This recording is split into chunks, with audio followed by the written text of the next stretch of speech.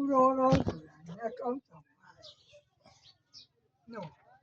Okay.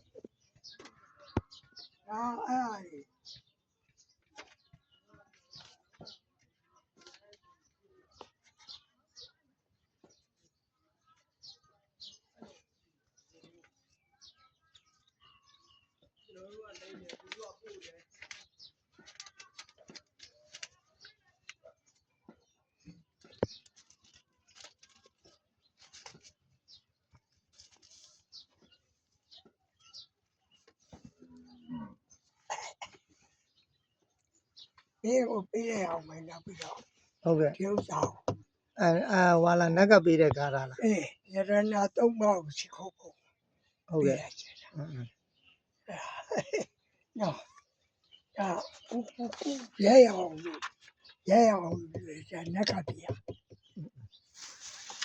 Nakadia.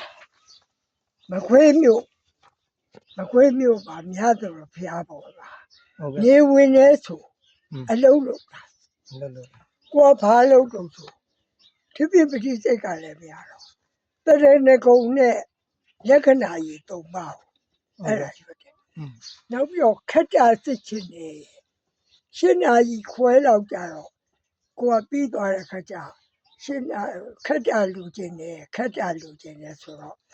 through a jar, Nadia. Piabula. Malo, Piayi. O Galo, O Yiqua. No, they are kind. Tarani set on the bar. Okay. I know. Tarani set on the bar. Ulia corn. I do such a nice and I was such on the Talausi. Okay. No, such on the Talausi. We are not about Quasuno. One yes, it is. You will be your kind of some children. Not what you know, I memory in the Queen. Okay. A penis or a minute or a monama. Okay. Monama, pay to me equal. Monali. Okay. And I never Piabo, you got what in there. That does you. What that go Piao, the Nilu like it. The Nilu Piro, Talila Tiro, Eddie there to have. Okay. Eddie Dware Cajaro. Homing out loud, to Joran. Homing out loud. Here, okay, homing out. Gare mia talo si ye. Ngatinya yume.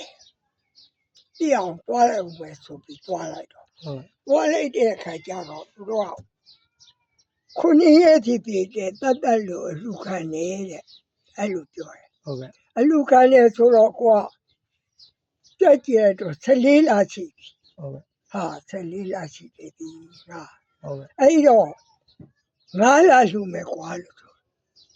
Ngala lugo tao. Ngala lunay maglare. Tadogo Piagulu. The Nilu Tara, Luju, no? And Sarani Tara. I could develop Kularos. Selila City. Lu Nibula. Lu Seko Nibula. Lu Seka Lilu. That dolly, baby. To Jamlo. Padadine neither also. Logo to Padadine neither. What kind of come up your child? Uma, who put me on I got your much like you not talk. Okay. What? Then we are who quit here, we are. Okay. I don't lose him, you mula, you can you, Linga out. You bag. Okay. Lucica Lilo. Pipi. Piaking Uromia Gili. I look in it on Pia. I get it. Okay. My Pia, I do the cold you need all. I do. Nyane do the cold. Come there to the cold. Well, I look on he. Come nobody go. Mino thing a lot of come nobody man. You know, come to me, Michabu Lal, not joy. Michabu Ballet, Majalo. ဟောတာနက်ကပြီးတာအဲ့ဒါရဲအောင်နောက်ကကုန်းသွားလို့ကူအောင်ရနောက်ကသွားရဲအောင်ရိုက်တာပြီးငါရွတ်ပြမယ်နောက်ပြီးတော့ရိုက်တာအဲ့ဒါနက်ကပြီးတာ ဟုတ်ကဲ့ နော်ဒီပါသူကအပြောသမားလုံးဝမရဘူးပါပါတယ်နော် ဟုတ်ကဲ့ ပြောသမားလုံးဝမရဘူးဒီခုံတော်ကိုအရဟံတိုင်အရဟံဆုံးတယ် နော် အရဟံသမတံပုဂ္ဂဝိဇ္ဇာနဲ့သမတော်အဲ့ဒါမကွာနော်ဆုံးဆိုပြမယ်အဲ့ဒီဥစ္စာကိုခါတယ်အရဟံကြည့်အရဟံအဲ့ဖန်လို့ ဖန်တော့ အရဟံသမတံပုဂ္ဂော ဟုတ် သမတံပုဂ္ဂောအရဟံရေလို့အရဟံသမတံပုဂ္ဂောဝိဇ္ဇာစရဏတမ္ပနောဝိဇ္ဇာစရဏတမ္ပနောသမတံပုဂ္ဂောအရဟံ6လုံး 6လုံး အရဟံ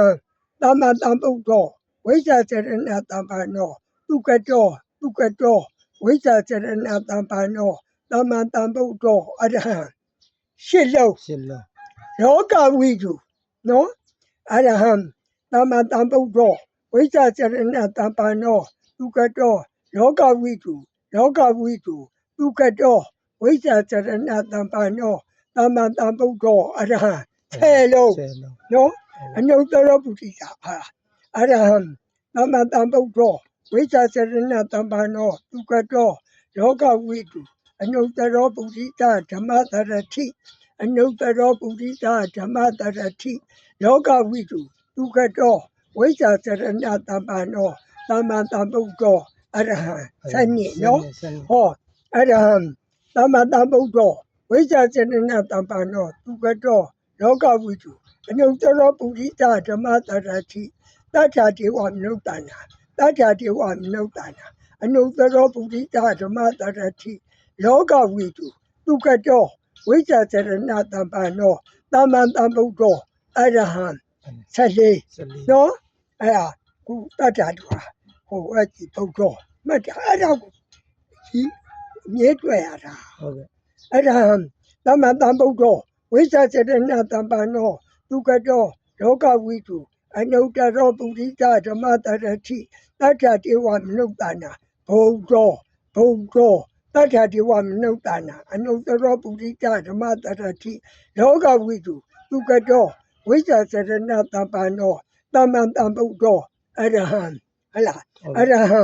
သမတံပုဂ္ဂောဝိဇ္ဇာစရဏတမ္ပနောသူကတောလောကဝိတုအနုတ္တရောပုရိသဓမ္မတရတိတတ္ထဒေဝမနုဿာနာဘုံတော်ဘဂဝါဘုံတော်တတ္ထဒေဝမနုဿာနာအနုတ္တရောပုရိသဓမ္မတရတိလောကဝိတုသူကတောဝိဇ္ဇာစရဏတမ္ပနောသမတံပုဂ္ဂောအရဟံအဲ့ဒါ7လုံးနော်ဟောအရဟံသမတံပုဂ္ဂောဝိဇ္ဇာစရဏတမ္ပနောသူကတောလောကဝိတုအနုတ္တရောပုရိသဓမ္မတရတိတတ္ထဒေဝမနုဿာနာဘုံတော်ဘဂဝါအရဟံဘဂဝါဘုံတော်တတ္ထဒေဝမနုဿာနာအနုတ္တရောပုရိသဓမ္မတရတိလောကဝိတုသူကတောဝိဇ္ဇာစရဏတမ္ပနောသမတံပုဂ္ဂောအရဟံတရားရှိတယ် ရရှိတယ် ဇက်တောင်ဖြတ်ခံတယ် ကျက်ဖြစ် ဟုတ်လားအဲ့ဟာအင်မတန်မှအဖို့တန်တယ်ညက အဲ့နဲ့ပြီးတဲ့ပရိစိတ်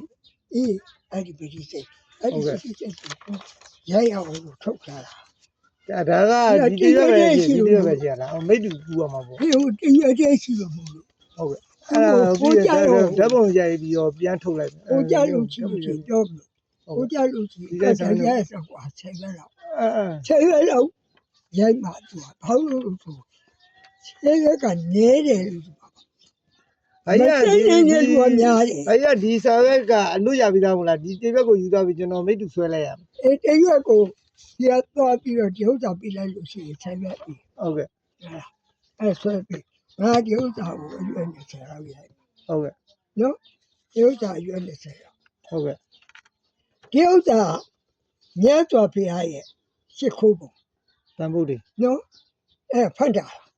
ဖန်တာဖတ်တာနော်နမောတတဘဂဝတောအရဟတောသမ္မာသမ္ဗုဒ္ဓတ္တသုံးခါဆိုရမယ်နော် ဟုတ်ကဲ့ အရဟံနော်အဲ့ဒီသုံးခါဆိုပဲတစ်ခါလည်းပဲဆိုပြမယ်နော် ဟုတ်ကဲ့ အဲ့ဒါသုံးခါဆိုရမှာနော်သုံးခါဆိုရမယ်ဆိုတာ ရေးတောင်းမလား ကိုတော်တိုင်းကိလေသာခတ်သိမ်းချုပ်ပြငြိမ့်လေရဲ့ ဟုတ်ကဲ့ ဒုက္ခသသိမ်းတော်မူပြီးဖြစ်၍တတဝဝေနွေတပိတွေကိုလေကိလေသာငြိမ်းကြောင်းညီကောင်းညွန်ပြဆိုဆုံးပါ၍ဒုက္ခတွေငြိမ်းအေးစီတော်မူသောမြတ်စွာဘုရားကိုတပိတော်သည်ဤညိုမြတ်နိုးလက်ဆုံးမူ၍ခြေခိုးကတော့ပါ၏အရှင်ဘုရားတရား ဟုတ်ကဲ့ ဆင်းရဲပြာပြာငြိမ့်လို့ပါ၍ရိုင်းနာကြသူများပေါ်လူကိုအပူငြိမ့်အေးဆင်းရဲပေမှာကင်းဝေးလီအောင်နိဗ္ဗာန်တောင်သို့ပို့ဆောင်ပေးတတ်တရားမြတ်ကိုတပည့်တော်သည်ဤညိုမြတ်နိုးလက်ဆုံးမိုး၍ခြေခိုးကတော့ပါ၏အရှင်ဘုရားအင်္ဂါရှိခိုးရမယ်နော် ဟုတ်ကဲ့ ဟိုဗုဒ္ဓမြတ်စွာဒီမှာမြတ်စွာဘုရားဟောညွန်ပြ၍ဆုံးမတိုင်းသာသုံးသိက္ခာကိုကောင်းစွာလဲကျင့်ဖြောင်းစွာကျင့်၍ဖြည့်ကျင့်မှန်စွာအရိယာဟုရှစ်ဖြာတန့်စဉ်ဖြည့်ချင်းနှင့်နွယ်ဝင်အရိယာမြတ်တန်ဃာကိုတပည့်တော်သည်ဤညိုမြတ်နိုးလက်ဆုံးမိုး၍ရှိခိုးကတော့ပါ၏အရှင်ဘုရားနော် ဟုတ်ကဲ့ တရားသိနေလဲရတာပဲ ဟုတ်ကဲ့ နော်တရားအစတွေလဲရတာပဲ ဟုတ်ကဲ့ နော်ဒီနန္ဒမလာပြုဝတ္တဆိုတာဥက္ကဋ္ဌ ဟုတ်ကဲ့ဟောပါကျုပ်ဆရာတော် နေလေတူထဲမှာလာ ဟုတ်ကဲ့ နော်နန္ဒမလာပြုဝတ္တလေ ဟုတ်ကဲ့ ထောက်ကနာ ပါကျုပ်ဆရာတော် နေသူကအစကိုတခါတည်းလေနော် ဟုတ် အ ကဲ့ နာမယူလိုက်တာရွှေဖုံးတော်တခင်အရှင်သူမြတ်ဤမဟာကရုဏာကုံအာယုပြုကာတီကျုဆိုအပ်သောပနာမဂါထာတော်မြတ်ကိုရွတ်ပွားတဲ့ဆယ်တော်မူပြီးဖြစ်ပါ၍နားထောင်တော်မူကြပါတရားကိုအာကိုတော်မူကြပါဆိုပြီးယောဂတာကောတိဟိပိအတမေယကာလံကရုံတောအတိဒုက္ခလာနိခေရံကတောလောကဟိတယနထောနမောမဟာကရုဏိကတတတံယောနာထောဝိနိယမြာစွာတတဝါဤချမ်းသာစီးပွားလိုလားတောင်းတကုံပေါခသဖြင့်နာထညီညာတို့ရှင်တော်မြတ်ဘုရားသည်ကဗ္ဗကောတိပိကလေးကဘာအေးအတွက်အသေးချာတော့ပြင်တော်လဲအပေမေယရေတွေ့တိုင်းတာဟောကြားခြင်းငါမစွမ်းနိုင်ပါတော့ကာလလေးတည်ချသိမ့်တွေကဘာချီကြသောကာလပတ်လုံးလောကဤတရားတတ္တလောကဤအကျိုးစီးပွားလောကအတိတ်တို့အပန်တိအသက်ချစ်လက်အင်္ဂါမေတ္တာကြီးမှသမိသားနှင့်တရားစင်ကြီးစုငြိမ်းကြီးဟုကျက်တိချွယ်ငါသွဲအသူအလောခဲရင်တော်မူတော့ကိုကရွန်တော်ဖျားပြင်းရန်ဤတန်ကြိုးကိုအားထုတ်တော်မူရသည်ဖြစ်၍ခေရန်ရဲ့ချင်းမျက်လုံးအသက်ဆုံးလည်းရဲ့နှလုံးစိတ်ဝမ်းကိုယ်တော်ဤပြင်းမှန်းခြင်းကိုကတော်ဘဝတဏ္ဍကျိန်ဖန်များစွာရောက်တော်မူလဲအရှာလေသည်မဟာကာရုဏိကတတတံတတဝများရင်ဝဲသားကဲ့သို့တဏှာချစ်ခင်မဟာကရုဏာရှင်ဖြစ်တော်မူသော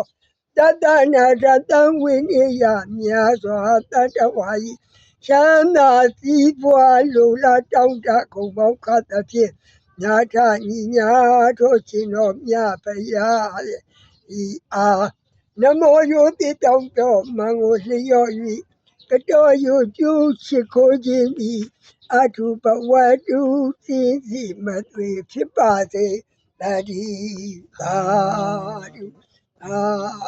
ဓုသာဓု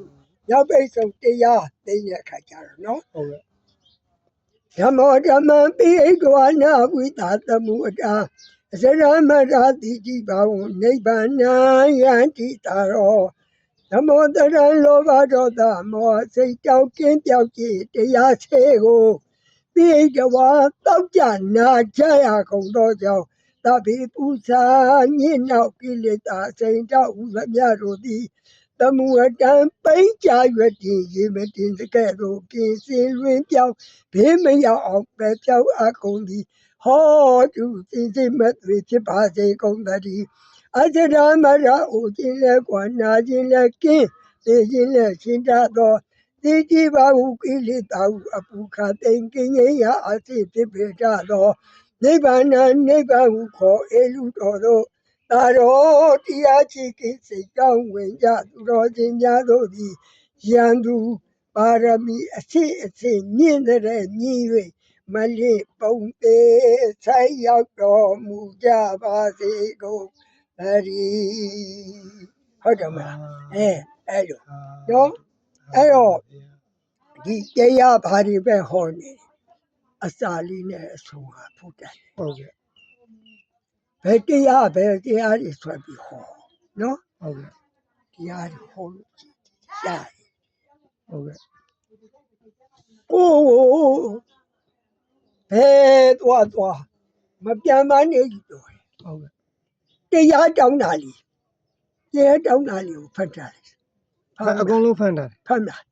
ဖမ်းလိုက်မယ် အေး ဟုတ်တော့ရိုက်ထားလေ အေးဖတ်မယ်တရားတောင်းတာနော် ဟုတ်ကဲ့ဆရာတောင်းလေးနဲ့ ခါတယ်ပေါ့လေးပြီးတော့ဘက်ကအကူတော့တရားတောင်းတာကိုတောင်းပြရစီဆိုတော့တခါကြီးပေးရယူပြီးတောင်းပါတယ်ဆိုသူတယောက်ပဲလေဒီဥစ္စာတွေမတောင်းအောင်တခါကြီးလို့တတ်တာမဟုတ်တော့တောင်းရလို့ရှိရင်ခြားခြားလဲသွားတယ်တရားတောင်း ဟုတ်တယ်မတောင်းတန်ချက်တယ် တရားတောင်းကလေတို့တဏှာတောင်းမခံနိုင် ဟုတ်ကဲ့ နားတောင်းပြီးရန်ကုန်ကမေတ္တာဝါဒီဆရာတော်ဘုရားရေးပြရပါတယ်နော် ဟုတ်ကဲ့ အဲ့ဒီတရားတော်ဘယ်လောက်မကောင်းလဲတရားဘုန်းတော်ရှင်သူမြဖရာတဲ့ဇာနီနွယ်ဘွားအရှင်ဖရာကြီးမရှိသောတကိုယ်တော်သည်မိုးပေါ်မြေတွင်ထက်အောင်ခြင်းသာဘကင်းပြိုင်သူရှာပြီးဟုရှင်ကြည်ပြူမွေးစွာအမိတာနှင့်အေးရလန်းကောင်းအေးစီကြောင့်ကိုအပေါင်းတိတ်တာတိုင်းမြမာတွင်နှင်းညီတွင်စိတ်ခေါ်ခြင်း၍နှစ်စဉ်နှစ်တိုင်းရမဆိုင်မဲ့ထွယ်နိုင်တန်တူပမာပြုကဤအပြာပြာကိုသိပါစေမှုတတ်စေမှုဖြင့်ခယူစိတ်ခါသိကြပါ၍သာသနာအကျိုးကိုယ်တော်ကျိုးကိုဒီဘုံမိသာစေရနာနိနေရှာထင်ရှာအရှင်သူမြတ်ဖယားနောက်တစ်ပုဒ်ဇာနီညွယ်ဘွားအရှင်ဖယားကြီးမအောင်အရှင်ကုံကိုအာယုံစုဆိုင်လူနှစ်သေး၍ကျင်းလိုက်နာယူအပေါင်းလူတို့ဘုမှုတိချာမတ်သားရှာဖို့နေရရှိမောက်ထံတော်အောက်တွင်လွမြောက်ရွှင်ကြီးဧသလိတာတင်ချီမာကလောကတန္တရာနှဖျားဘေးသို့ ဘေးအမျိုးမျိုးတို့နှင့်မတော်မဝေ့မတွေ့ခြင်းရမေတ္တာမှဖြင့်ရွှေညာမထာမြတ်တရားကိုဟောကြားဖို့ရာ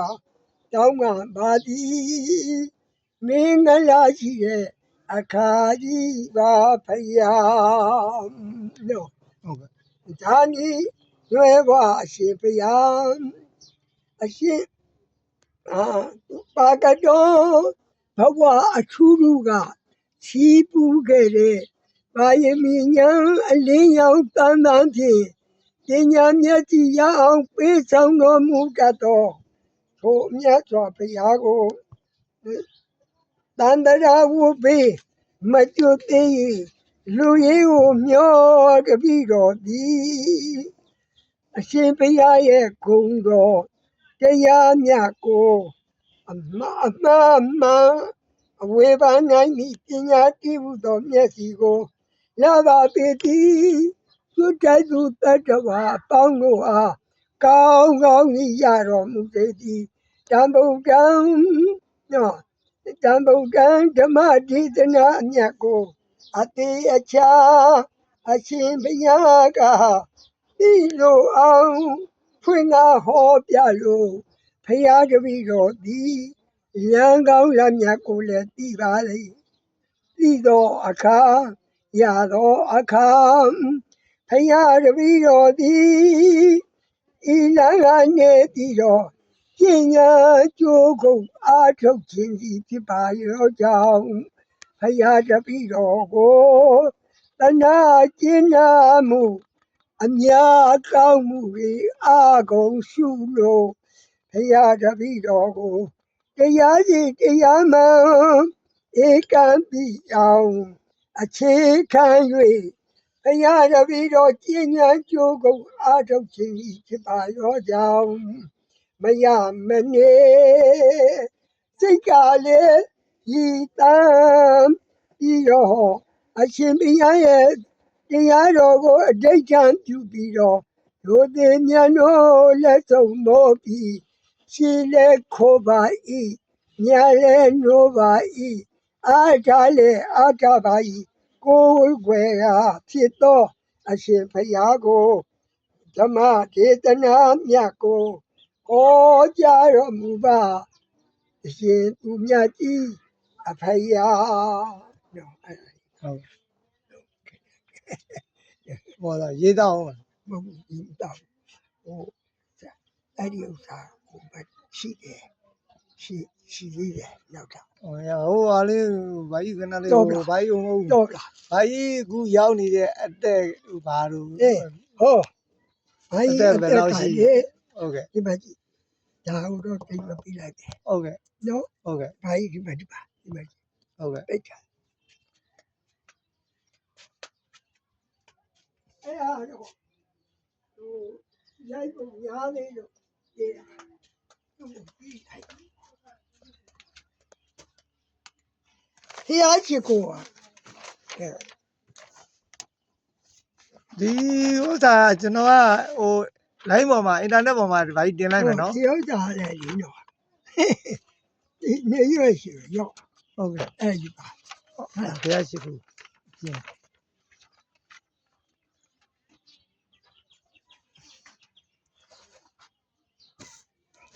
အခုရိုက်ထားတာကကျွန်တော်နောက်ပြီးအင်တာနက်ပေါ်တင်လိုက်မှာတင်လိုက်ရမှာလားဘီလူအများသိရတာပေါ့ဘီလူအဲ့ဒီခိုင်သုံးတယ်လေခိုင်သုံးခိုင်ရွှေရှိကိုဘီနှစ်ဘက်ကဆိုရင်အဲ့လူရတာရပါတယ်ငါပြောလိုက်ငါသူတည်နော်ဟုတ်ကဲ့ငါများတွေ150ယူရင်ငါ100ယူတာကျွန်တော်လှုပ်ပေးပါမယ်ကျွန်တော်ဆွဲပေးပါဦးတောင်းတင်ဟိုပြုတယ်လို့ဆိုပြီးတော့ဒါပြည့်လို့ရှိရင်ငါဒီပရိစိတ်ကလေးရဲ့ဒါလေး10ရွက်ဒါဟိုဟာတရားမင်းပြတဲ့ပရိစိတ်10ရွက်ဒါ10ရွက်ပြောမယ်10ရွက်ဒါကအရွက်20အရွက်20ဆိုတော့တရွက်ကိုသူက100ပဲယူတယ်ဟုတ်ပါနော်မင်းပြောင်းဒါက10ရွက်ဟုတ်ဆိုဒီဥစ္စာတော့တယ်စိတ်နဲ့ကျွားတဲ့လူမရဘူးနော်ဒီဥစ္စာက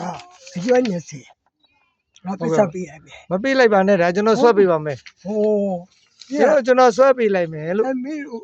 မဟုတ်ဘူးလေမင်းကကုသိုလ်လုပ်ပေးပါလား ဟုတ်တယ် အဲ့လိုဆိုလို့ရှိရင်အဲ့ဒီ40လောက်ရိုက်တယ် ဘယ်ကောင်2040ကခံလို့ရှိရင် ဟုတ်ပါဘူးကဲဘာကြီးတာပဲနေရိုက်ချင်တာလို့ငါပြောပါရိုက်ချင်တော့ကိုကျွန်တော်ကိုရိုက်ပြပါ20ဆိုဆယ်ရွက်မှာတထောင်ရတယ် ဟုတ်ကဲ့ပါဟိုဘာကြီးကဒီကောင်ကအလုံးမရွက်ဘယ်လောက်ရိုက်ချင်တာဒီပြရှိကိုက ရွက်ပြီးတော့အဲ့ဒီကိုရွက်ပြီးတော့လူကြုံပေးလိုက်ပါလို့ပြောမင်းမလာခြင်းလည်းဖြစ်တယ် ကျွန်တော်ဟာဒီဘက် ဥက္ကဋ္ဌလာလည်းပေးလိုက်ဖြစ်တယ်ဘလို့ပြပေးရတယ်ငါကြီးရောက်တယ် ဟုတ်ကဲ့ဟုတ်ကဲ့ပါ ဒါပြီးရင်မင်းက10ရွက်လောက်ဥမပုလို့ကုသိုလ်လုပ်မယ်ဆိုလို့ရှိရင်ဒီဥစ္စာကလည်း10ရွက်လောက်နော်ဒီဥစ္စာတော့ငါများတော့အမှာဒီဥစ္စာအပြောသမားများ ဟုတ်ကဲ့ဒီပတိစိတ်ကအရွက်ဘယ်လောက်ရိုက်ချင် အဲ့10ရွက်ဒီဥစ္စာပေးလိုက်လို့ရှိရင်10ရွက်ပေးလိုက်လို့ရှိ ကျ ရင် ဥစ္စာနည်းနည်းလေးတော့ဝါနေတာကိုသူတို့ပြန်စီခိုင်းကောင်းမလားတော့ သူကတော့ကြောင်းလို့သူကဟို10ရွက်ဆိုလို့ရှိရင်သူက1000ပေးရတယ် ရပါတယ်ဟုတ်ကဲ့ဟုတ်ကဲ့ ဒါလည်း10ရွက်ကို1000ပေးရတယ် ဟုတ်ကဲ့ဟုတ်ကဲ့ နော် ဟုတ်ကဲ့ ဒီဥစ္စာကလူတိုင်းဟိုပေးလို့ရတယ်ဘာကြောင့်လူတိုင်းပေးလို့လဲဒါသိနေဘူး ဒါကြတော့စိတ်နိုင်တဲ့လူမှအဆင်ပြေ ပြောသမားခက်ကြကြ ဟုတ်ကဲ့ဟုတ်ကဲ့ ဒီမှာစက်တနနဲ့ ဒီပတိစိတ်ကဒီ1 2 3 4 5 6 9 10ကိုအိုက်တဲ့တစ်ခုစီကိုတစ်လုံးစီလား ဟုတ်တယ်ရှိတဲ့လုံးကိုဒီမှာကြည့်မကြည့်ကြည့်နော်မအပြောသမားဆိုတာ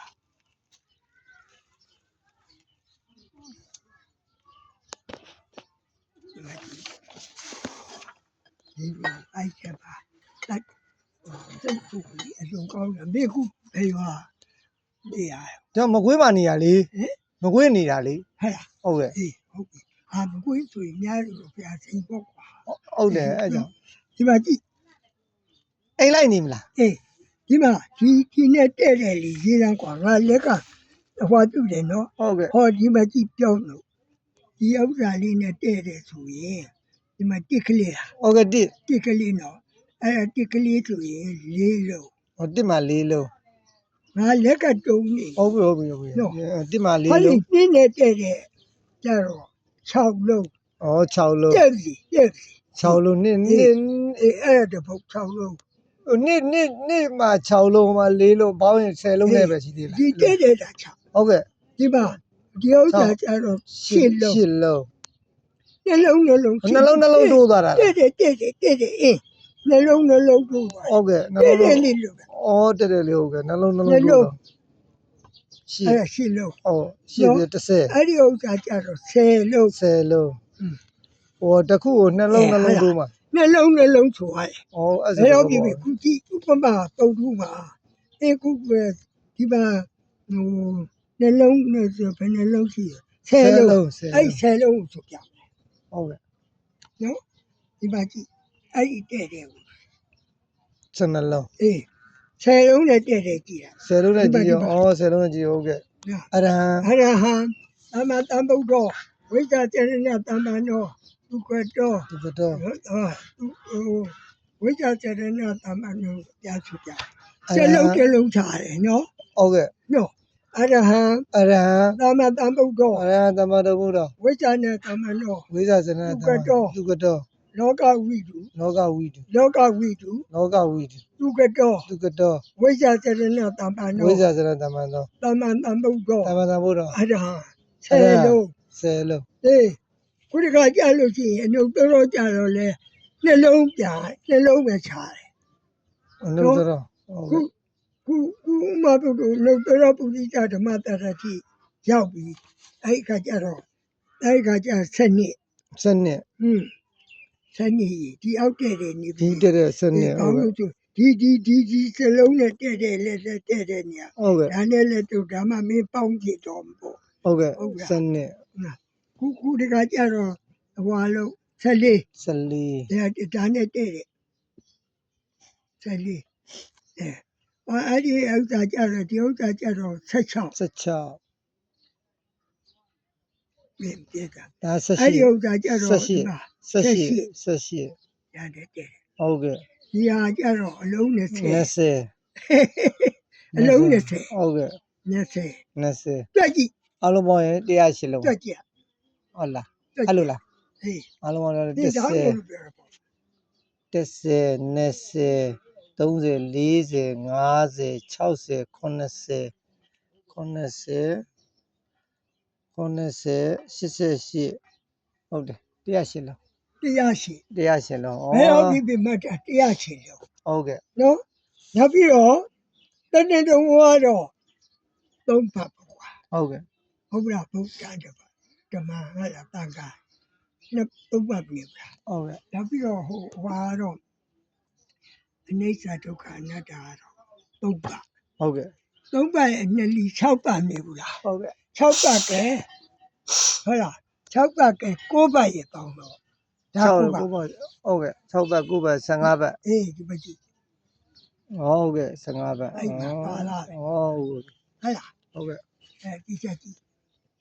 အဲအကြောင်းမလို့မင်းရိုက်ကြလိုက်တော့မင်းရိုက်သွားရလိုက်တော့ဒီတပြည့်ယူထားတယ်ကိစ္စမရှိတော့ ဟုတ်ပါပြီဟုတ်ပါ ဒါယူထားလိုက်တယ်ကိစ္စမရှိတော့ဘူး ဟုတ်ကဲ့ ငါဟုတ်ပါငါဒိတ်တာဝင်ရမှာ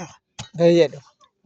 ဟုတ်ကကြီးဆောင်ဝင်ရမှာ ကြီးချောင်း ဟုတ်တယ် ဘယ်နေ့ ဒီဆယ်ရက်နေလို့ပြောတယ် အခု ဒီဘက်ကဆိုညနေလीဒီနေ့ကိုရဲ့ မနေ့ကဝဲမှာလား ဒီဘက်ကညနေဝင်ရမှာ ရိတ်တာဘယ်နေ့ ပြေ ဝဲ ဖို့ပြောတာမဟုတ်ပါ ဟောပါဘူးရိတ်တာဘယ်နေ့ဝဲမှာ အဲ့ဒါကိုပြောမလို့ကြီးကြောင် ကြီးချောင်းကြီးရလေ ကြီးကြောင် ဟုတ်ကဲ့ ကျောင်းဆယ်ရက်နေပြန်နေဝယ်ရမှာခုအဲ့ဒီကြီးကျောင်းကဟိုကောင်ကခေါ်လို့ခုအဲ့ဒါကြောင့်ဘာရတဲ့သူကဆယ်ရက်နေလို့ပြောလေတဲ့ငါပြောတာအေးအေးလို့ဆိုခုအဲ့ဒီကြီးကျောင်းကိုတေချာပြောင်းအဲ့ဆယ်ရက်နေဆိုညနေသွားတာခုချိန်သွားမှာပေါ့ကွာ ဟုတ်ကဲ့ ခုချိန်သွားလို့ရှိရင်ဟိုမနေ့မိုးလေးနဲ့ကကြတော့73ရက်လေ ဟုတ်ကဲ့ ဟုတ်တယ်မလား ဟုတ်ကဲ့ အဲ့ဒီနေရာနေစပြီးတော့9ရက်အဲ့9ရက်ကနေပြီးတဲ့ခါကျတော့ဟိုမှာ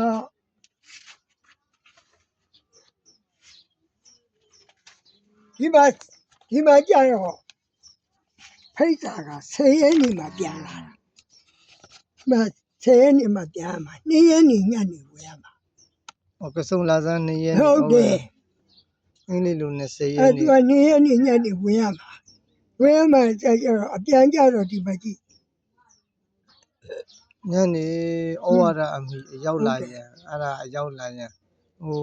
3ရက်နေ့တွင်တရားစခန်းစတင်မယ် ဟုတ်တယ် 3ရက်နေ့စတင်မယ်ဆိုတော့ကစုံလာစမ်း10ရက်နေ့နည်းနည်းအစဉ်ဟာရစနည်းနည်းအာယုဟာရစသုံးပြီးမှ